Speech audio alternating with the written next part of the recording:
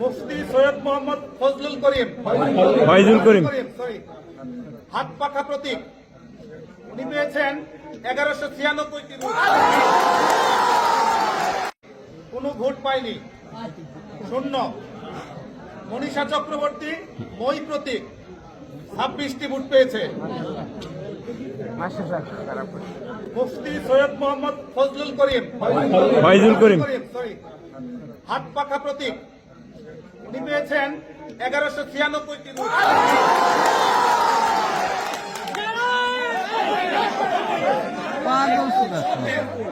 মোহাম্মদ মজিবুর রহমান সরোয়ার ধানের শীষ প্রতীক তিনি পেয়েছেন 347টি